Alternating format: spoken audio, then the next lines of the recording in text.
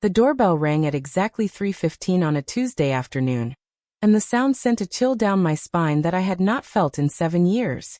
I knew who it would be before I even looked through the peephole. There she stood, my cousin Vivian, her perfectly manicured fingers drumming against her designer handbag, her glossy lips pressed into that familiar line of barely contained frustration. She was staring at the front door like it had personally offended her, which in a way, I suppose it had. But she did not know yet. She had no idea that the person about to answer this door was the same quiet, overlooked cousin she had pushed aside all those years ago. The same woman she had watched crumble at their grandmother's funeral. The same person who had been erased from a will without explanation or apology. I took a deep breath and opened the door. The color drained from Vivian's face, so quickly I thought she might faint right there on the freshly restored Victorian porch. Her mouth opened and closed like a fish gasping for air, and for the first time in my adult life, I saw my golden child cousin completely speechless. "Hello, Vivian," I said, my voice steady despite the racing of my heart. "What can I do for you?" She blinked rapidly, her eyes darting past me into the foyer, taking in the restored crown molding, the polished hardwood floors, the antique chandelier that once belonged to our grandmother Helena. Recognition dawned across her features like a sunrise, beautiful and terrible all at once. "Emmeline," she whispered, her voice cracking on my name. "What are you doing here?" I thought. The real estate agent said there was a new owner. I smiled then, the kind of smile that does not quite reach your eyes but says everything you need it to say. "There is a new owner. Me. And you are standing on private property." The words hung in the air between us like a challenge. Vivian's hand tightened around her purse strap, her knuckles going white against the leather. I could see her mind racing, trying to piece together how this had happened. How the quiet little mouse she had always dismissed had somehow managed to buy back the very house she had grown up in. But I sold this place," she stammered, her usual confidence nowhere to be found. "6 months ago. To some investment company. Sterling Properties, I think it was called." "Sterling Properties," I repeated, savoring each syllable. "That would be my company. Well, one of them anyway." I watched as understanding crashed over her like a cold wave. Her face went from pale to flushed to something approaching green. She had sold her childhood home to me without even knowing it, and now she was standing here like a stranger, asking for permission to enter a place where she had once run freely through every room. "I cannot believe this," she breathed, shaking her head slowly. "You bought my house?" "Your house?" I raised an eyebrow. "Funny, the deed has my name on it now. Has for 6 months, actually. I have been meaning to send you a thank you card for selling it to me at such a reasonable price." Vivian flinched as if I had slapped her. The casual cruelty in my voice was something she had never heard from me before, and it clearly caught her off guard. Good. Let her feel unsettled for once. Let her feel what it was like to be the one left standing outside, looking in.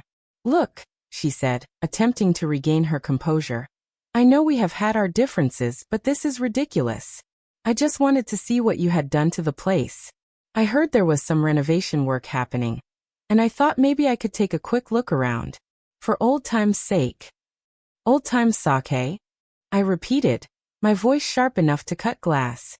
"Like the old time when you inherited everything from Helena while I got nothing? Or the old time when you sold off her jewelry to pay for your trip to Europe? Or maybe the old time when you rented out this house to strangers for weekend parties?" Each accusation hit its mark. Vivian's face crumpled a little more with every word, but I was not finished. 7 years of silence had given me plenty of time to rehearse this moment. "You want to see what I have done to the place?" I continued, stepping aside slightly so she could glimpse more of the interior. "I restored every single thing you destroyed. I brought back every piece of Helena you threw away. I replanted her rose garden that you let die. I refinished the floors you let get ruined by your party guests. I even tracked down some of the furniture you sold and bought it back at auction." Vivian's eyes were wide now, staring past me at what had once been her domain. I could see the memories flickering across her face, the recognition of details she had forgotten she had lost. "The wallpaper in the dining room," she whispered. "You found the same pattern." "Not the same pattern," I corrected. "The exact same wallpaper." Helena had ordered extra rolls back in 1987 and stored them in the attic. You would have known that if you had ever bothered to look through her things instead of just boxing them up and donating them to charity. That hit home. Vivian actually stepped backward, her hand going to her throat in that nervous gesture she had never been able to shake. She had always been beautiful, always been charming, always been the center of attention. But she had never been particularly sentimental or thoughtful. And we both knew it. Emmeline, she started, her voice softer now, more pleading. I know you are angry about the will. But Helena made that decision. I did not ask her to leave everything to me. No, I agreed. You did not ask. You just made sure you were the one she saw every week. You were the one who brought her groceries and drove her to doctor appointments. You were the one who called yourself her caregiver while I was busy building my career 3 states away. So you admit it, Vivian said, a flash of her old fire returning. You were not there.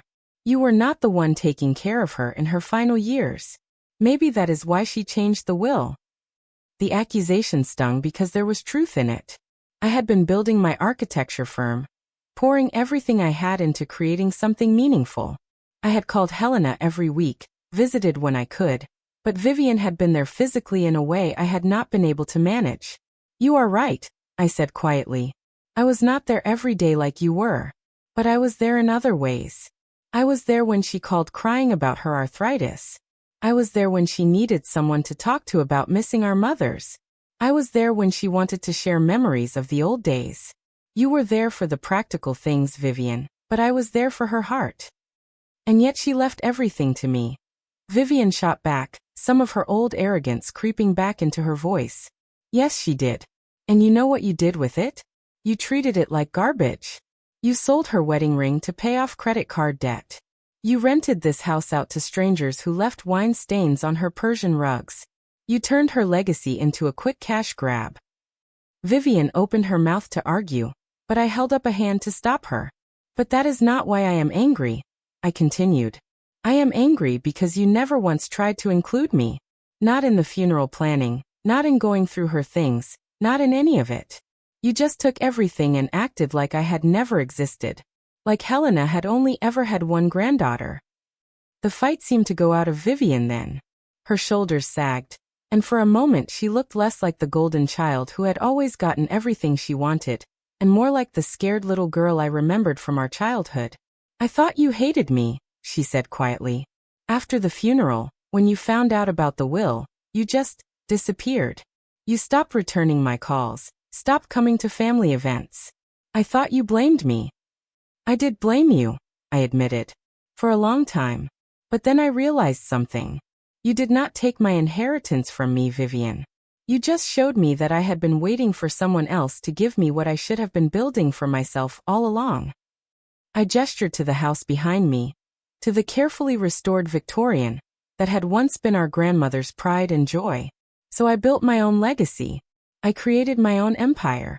And when you decided you were done playing house with Helena's memory, I was ready to buy it back. All of it. All of it. Vivian's voice was barely a whisper. The house, obviously, but also the jewelry you sold, the furniture, the china, the photo albums you threw away. I have been tracking down every piece of our grandmother's life that you scattered to the wind, and I have been bringing it home. I stepped back and gestured for her to follow me into the foyer. She hesitated for a moment, then stepped across the threshold like she was crossing into foreign territory. The house was exactly as Helena had kept it, but better. The floors gleamed, the walls were perfectly painted. Every detail had been restored to its original glory.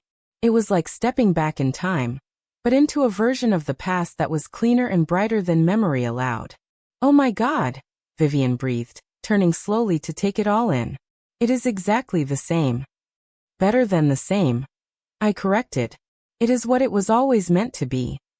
We walked through the room slowly, Vivian trailing behind me like a ghost haunting her own past. In the living room, I had restored the built-in bookshelves and filled them with Helena's favorite novels. In the dining room, the table was set with the good china, the same china Vivian had tried to sell before I intervened and bought it myself. The kitchen, she whispered when we reached the heart of the house. I had saved the best for last. The kitchen was Helena's domain, where she had taught both of us to bake bread and can vegetables and make her famous apple butter.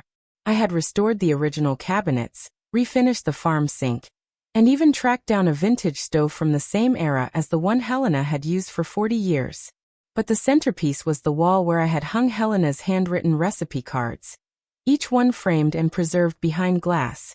Her apple pie recipe, her Christmas cookie recipe, her secret ingredient meatloaf recipe that she had never written down, but that I had recreated from memory. Vivian stopped in front of the display, her hand going to her mouth. "I threw these away," she whispered. "I threw all of this away." "I know," I said simply. "I found them in the dumpster behind your apartment building the day after the funeral, along with her photo albums and her sewing basket, and the quilt she was working on when she died." "You went through my garbage?" Vivian turned to stare at me, shocked.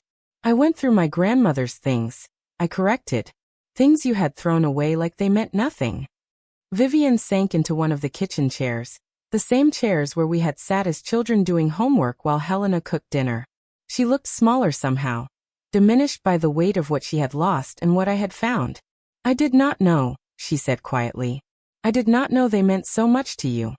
"They did not just mean something to me," I replied, taking the chair across from her. "They meant something to her. Helena spent 60 years of her life in this house, creating memories, building traditions, making this place a home. And you treated it like it was just stuff to be gotten rid of." "I was grieving too," Vivian said, her voice defensive. "I know you think I am this heartless person who only cared about the money, but I loved her too. Maybe I did not handle things the way you would have, but I was doing the best I could." "Were you?" I asked quietly, because from where I sat, it looked like you were cashing in. The jewelry sold within a month. The furniture gone within 2. You had renters in here before the grass on her grave had even started to grow. Vivian flinched. "I needed the money." "For what? Your designer handbags? Your spa weekends? Your Instagram-worthy vacations?" "For my business," she snapped. "I was trying to start my own marketing company. I needed capital." "And how did that work out for you?"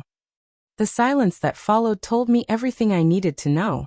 Vivian's business venture had clearly failed, which explained why she had eventually decided to sell the house itself. "You could have asked for help," I said finally. "If you had really wanted to keep this place, to honor what it meant to Helena, you could have come to me. We could have figured something out together." "Right," Vivian laughed bitterly. "Come to you, the cousin who had been written out of the will entirely, and ask for help keeping the house I had inherited instead of you. That would have gone over well." She had a point and we both knew it. The hurt and anger between us had run too deep for either of us to consider working together. But that did not change the fundamental truth of what had happened. "So instead you sold it to strangers," I said. "People who had no connection to this place, no understanding of what it meant. People who might have torn it down or carved it up into apartments or turned it into some kind of commercial space." "I sold it to an investment company that promised to restore it," Vivian protested. "I made sure the buyer was committed to preservation." "You made sure the buyer had cash and could close quickly," I corrected. "You never even met with them in person. Everything went through real estate agents and lawyers." "How could you possibly know that?" I smiled. "Because I was the buyer, Vivian. I was the one who made sure you got every penny you asked for, who agreed to all your terms, who promised to restore this place to its former glory. I was the investment company you were so confident would take good care of Helena's legacy." The irony was not lost on either of us. Vivian had unknowingly sold her childhood home to the very person she had pushed out of the family, and she had done it without even realizing what was happening. "Sterling Properties," she said slowly, the pieces finally clicking into place. "That was you the whole time." "Sterling was Helena's maiden name," I explained. "I thought it was fitting." Vivian stared at me for a long moment, and I could see her reassessing everything she thought she knew about the quiet, bookish cousin who had always faded into the background at family gatherings. "When did you become so calculating?" she asked finally. "When I realized that being good and quiet and patient was not going to get me anywhere," I replied. "When I understood that if I wanted something, I was going to have to go out and take it myself." Is that what this is? Taking what you think should have been yours? No, I said firmly. This is not about taking anything. This is about building something. This is about creating the legacy Helena wanted us to share, even if we could not share it together. I gestured around the restored kitchen, at the carefully preserved recipe cards, and the gleaming appliances and the fresh flowers in Helena's favorite vase. This house is not just a piece of real estate to me, I continued. It is not an investment or a business opportunity. It is a home. It is a place where someone I loved lived and laughed and created beautiful things. And I could not stand by and watch it be treated as anything less than that. Vivian was quiet for a long time, her fingers tracing patterns on the familiar kitchen table. When she finally spoke, her voice was soft and sad. I used to do my homework at this table, she said. Helena would make me hot chocolate and help me with my math problems. I know, I said. I used to do the same thing when I visited. We were never really rivals, were we? She asked. Not until the adults made us rivals. It was a fair point. As children, Vivian and I had gotten along well enough. We had played together, shared secrets, built blanket forts in Helena's living room. It was only as we got older that the comparisons started. The expectations that we would compete for attention and approval. Maybe not, I admitted. But we are not children anymore, Vivian. We are adults who made choices. You chose to treat our grandmother's legacy like a commodity. I chose to treat it like something sacred. And now you own it all, she said, not quite bitterly but not without resentment either. Now I protect it all, I corrected. There is a difference. Vivian stood up slowly, looking around the kitchen one more time. Can I see the rest? Of course. But you will need to schedule an appointment next time. I do not just let people wander through whenever they feel like it. The reminder hit home. This was no longer her house to explore freely. No longer a place where she could show up unannounced and expect to be welcomed with open arms. This was my home now, and she was a guest who needed permission to be here. We walked through the rest of the house in relative silence. I showed her Helena's bedroom, where I had restored the original hardwood floors and hung the family photos that Vivian had abandoned. I showed her the guest room where both of us had stayed during childhood visits, now decorated with the quilts Helena had made by hand. I showed her the attic, where I had created a small office space, but preserved all of Helena's stored memories. The sewing room, Vivian said when we reached the small room at the end of the hall. Exactly as she left it.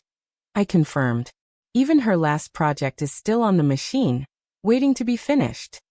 It was a baby quilt, soft pink and yellow squares that Helena had been working on for a neighbor's grandchild. She had died before she could complete it, and I had not had the heart to finish it myself. It seemed too presumptuous, too final. She always said she would teach me to quilt someday, Vivian said quietly. But I was never interested. I thought it was old-fashioned. She offered to teach me too. I remembered. I wish I had taken her up on it. We stood there for a moment, both of us thinking about missed opportunities and things we could not take back. Then Vivian turned to face me directly. What happens now? She asked. What do you mean? With us. With this house. With everything.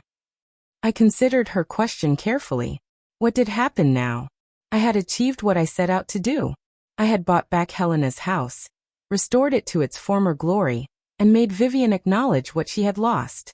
The revenge was complete, the justice served. But somehow it felt less satisfying than I had imagined it would. Now I live here, I said simply. I take care of this place the way Helena would have wanted. I preserve the memories and the traditions. I make sure her legacy continues. And me? That is up to you, I replied. You can keep resenting me for buying something you chose to sell. Or you can accept that maybe this worked out the way it was supposed to. How can you say this is how it was supposed to work out? Vivian demanded. We are family, Emmeline. We should not be enemies. We are not enemies, I said quietly. But we are not really family anymore either, are we? Family does not cut each other out of wills without explanation. Family does not throw away each other's memories. Family does not disappear when things get difficult. Vivian looked stung by my words, but she could not argue with them. We both knew that whatever family bond we had once shared had been broken years ago, probably irreparably. I never meant for things to turn out this way, she said. I know, I replied. But intent does not change impact. You may not have meant to hurt me, but you did. You may not have meant to dishonor Helena's memory, but you did. And now we both have to live with the consequences of those choices. We had made our way back to the front door, and Vivian paused on the threshold. She looked back into the house one more time, taking in the carefully restored beauty of the place where she had grown up. It really is beautiful, she said softly. What you have done here. Helena would have loved it. Thank you, I said, and I meant it. Will you? She hesitated, then seemed to gather her courage. Will you ever forgive me? It was the question I had been dreading, because I honestly did not know the answer. Forgiveness was not something that could be forced or manufactured. It had to grow organically, like the roses in Helena's garden that I had replanted with such care. Maybe, I said finally. But forgiveness is not the same as forgetting. And it is not the same as going back to the way things were. Vivian nodded slowly. I understand. She started to leave, then turned back one more time. If I wanted to visit again, she said carefully, to see Helena's things to remember, would you consider it? I thought about her request. Part of me wanted to say no, to keep this sanctuary free from the person who had caused so much pain. But another part of me remembered Helena's voice, talking about her two girls, and hoping we would always be close. You can call, I said finally. We can discuss it. It was not a yes, but it was not a no either. It was a possibility, a crack in the door that might someday open wider. Vivian smiled then, the first genuine smile I had seen from her since she had arrived. Thank you. She walked down the porch steps, and across the carefully maintained lawn to her car. I watched her go, this woman who had once been like a sister to me, who had become a stranger, who might someday be something in between. As her car disappeared around the corner, I closed the door and leaned against it. The house was quiet around me, filled with memories and possibilities. I had won, in whatever way winning was possible in a situation like this. I had reclaimed what was lost, restored what was broken, and made the person who had hurt me acknowledge their mistakes. But victory felt different than I had expected. It was not the triumphant satisfaction I had imagined during all those years of planning and saving and building my business. It was quieter than that, more complex. It was the satisfaction of a job well done, mixed with the melancholy of relationships that could not be repaired, mixed with the hope that maybe someday, healing might be possible. I walked back through the house, turning off lights and checking locks, preparing for another evening in the home that was finally, truly mine. In the kitchen, I paused at Helena's recipe display, reading her familiar handwriting on the faded index cards. I kept my promise, Grandma, I said quietly to the empty room. I brought it all home. The house seemed to sigh around me, settling into the comfortable silence of a place that was loved and protected. Outside, Helena's roses were blooming again, their sweet scent drifting through the open windows. The legacy was safe. The memories were preserved. The story would continue. And maybe that was enough. Maybe that was everything. Please subscribe to our channel for more incredible stories of justice, redemption, and the power of never giving up on what matters most. Hit that notification bell to never miss an episode, and let us know in the comments what you would have done in my situation. Sometimes the best revenge is not destruction, but restoration. Sometimes winning means building something beautiful from the ashes of what was lost.